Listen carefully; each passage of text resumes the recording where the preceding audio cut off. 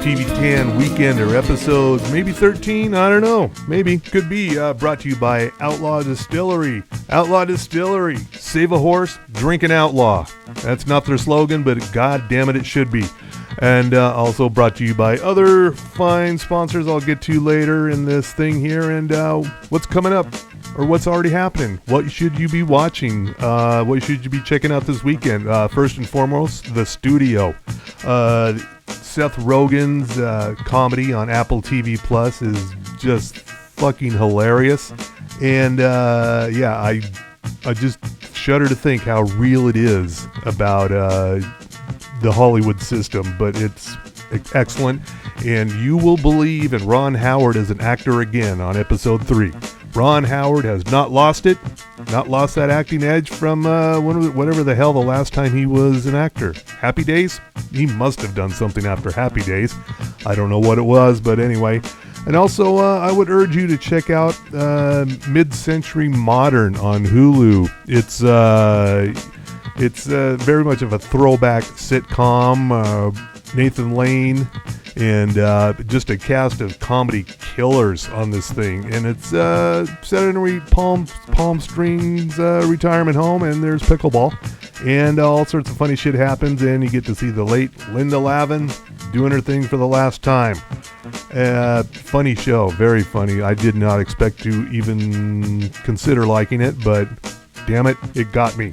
And if you thought Yellow Jackets was getting a little, was started off season 3 a little slow, you're probably right, but you should come back because shit is getting real, and you know the crazy ball lands on, you know, could it be, was it Christina Ricci's character? Was it Juliette Lewis' character? Was it Shauna? You know, you never know who the crazy one is. They're all fucking crazy. Being stranded in the wilderness will do that to you. And another show I'm interested in, it hasn't premiered yet, but I'm kind of curious, Secrets Declassified with David Duchovny on the History Channel. He's finally doing his Mulder. And yeah, the long storied career of David Duchovny. You know, I just hope they don't try to do a Californication reboot. We don't need it. There was talk of a Weeds reboot. I also did not think we needed that either. Those are two shows I loved 15, 20 years ago, whatever they were. No, don't bring them back. Also, finally getting around to The Pit. I'm way late to the party on this one. I knew about it, but I had not watched it yet, and I've seen some of it, and Noah Wiley just rocking that hoodie. Fine series, but Netflix has their own knockoff called Pulse, and it's not good. You probably don't bother with it. It's set in Miami, and we have a major hurricane bearing down on the state of Florida, you know, like always. But do you think that gets in the way of the doctors? They're all really, really, really ridiculously good-looking doctors, and do you think this is getting in the way of their sexy times? No, because they're all really, really, really ridiculously good-looking doctors. And maybe don't bother with that one. And also premiering this week on Prime Video. This one will not take up much of your time. It is 8 half-hour episodes. That's 4 hours total.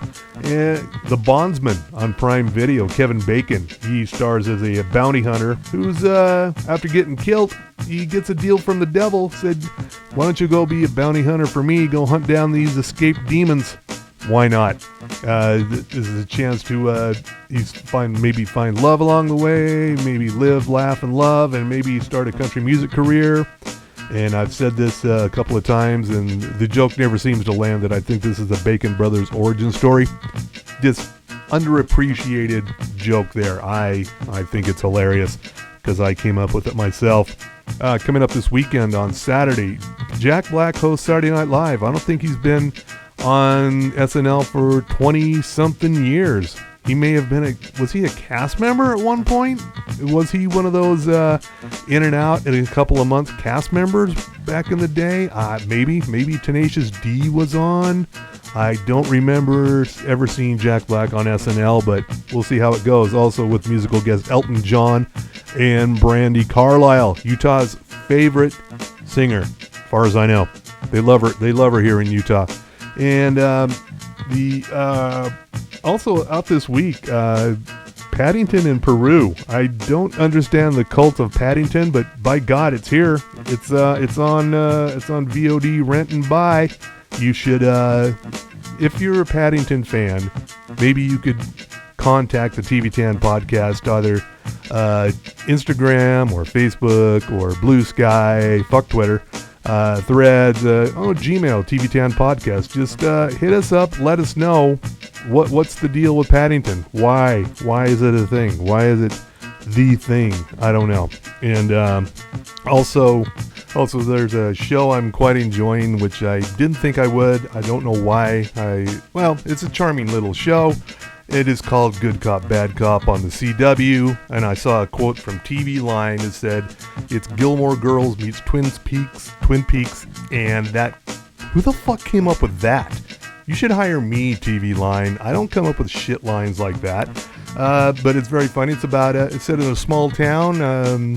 Clancy Brown is the sheriff, and his daughter is Leighton Meester, and she's got a brother. I don't know this guy's name, but they work for the local police department, and they solve mysteries, solve crimes, and it's way better than I expected, way better than it should be. You can watch that for free on the CW app, and also the final season of Bosch Legacy, which is basically, there was the Bosch TV series on Prime Video, then they did a spin-off series about his daughter joining the police force, and now we're in season 3, and it's mostly just Bosch.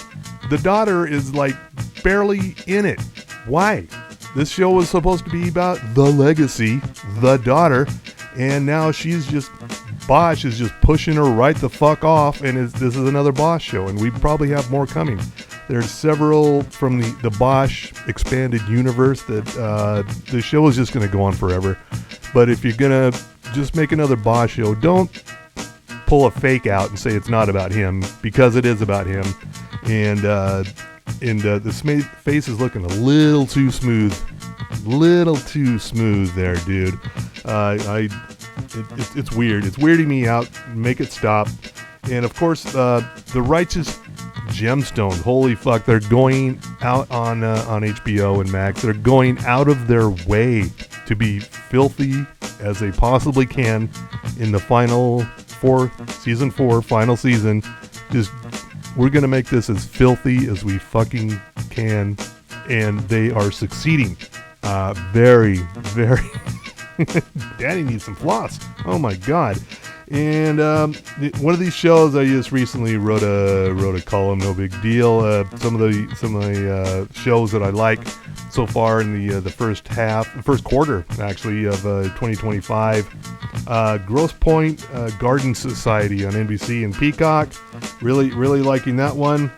But I made a list, and I wrote this thing a little too early because a bunch of shows popped up that I would have added to this list, like Good Cop, Bad Cop being one of them. Also, A Long Bright River on Peacock. And, I probably would have thrown Mid-Century Modern in there as well. And, of course, the studio. Of course, this is what wrap-up columns at the end of the year are for. So I'll revisit all of this. I probably should not have written about best new shows coming too soon out of the gate, because I gotta save that shit for the end of the year. Get crank out the easy column at the end of the year, just like, best stuff that happened this year, and that would definitely be in there. And well, you've probably got enough. You got enough to watch right now, right? I've given you enough. And just so you know, on the weeks that I don't do the Weekender, it doesn't mean I don't care about you. It doesn't mean I don't have your best interests at heart. It just means I didn't have fucking time to get to it. Yes, I still don't technically have a job, but I kind of have work to do. Just don't tell anybody. And there's stuff that needs to get done, and sometimes the Weekender just takes a back seat. And but hey, you're getting your money's worth here, all right? You're getting back every penny you put into the TV10 podcast. Every single cent you're getting back here. So I want to thank our sponsors, Outlaw Distillery. Also, Sugar House Distillery, Ogden's Own Distillery, Bohemian Brewery, and Boozetique. We have the most booze-related sponsors of any podcast that I know of. I can't think of another one. Of course, most of the podcasts I listen to are not raging alcoholics. Not that we are TV10. Well, maybe one of us. I'll write in. Guess who it is? Write in. Anyway, on that note, good night, America.